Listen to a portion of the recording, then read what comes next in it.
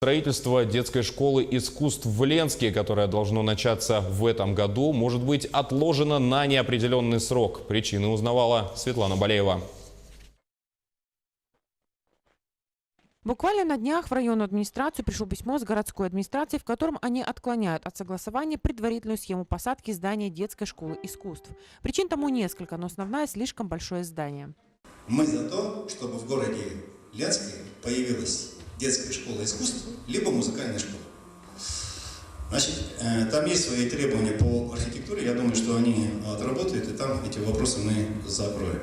Надо сказать, что строительство ДШИ планировалось на том месте, где расположена она сегодня. Все земельные изыскания были проведены еще в прошлом году, и якутская фирма уже разрабатывает проект. В октябре месяца 2018 года распоряжением главы администрации муниципального образования город Ленск была утверждена схема размещения дополнительного земельного участка для дальнейшего оформления под строительство. Но в настоящее время на неоднократное обращение администрации муниципального образования Ленский район о предоставлении земельного участка, который на сегодня после этого постановления были проведены работы по межеванию, постановке на кадастровый учет, то есть мы говорим о земельном участке, который стоит на кадастровом учете. Мы неоднократно обращались, мы получили отказ. Отказ, по словам главного архитектора района, не обоснованный. Он нарушает законные интересы органов местного самоуправления. В связи с этим срок строительства социально значимого объекта срывается.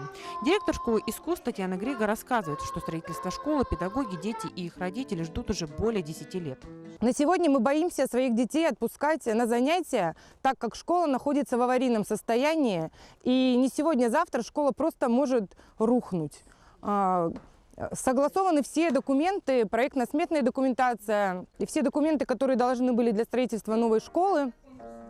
Мы очень обрадовались, и дети, и родители, что наши дети будут обучаться в новой современной школе, которая соответствует новым нормам и стандартам. Но, увы, почему-то администрация городская не дает разрешения на земельный участок.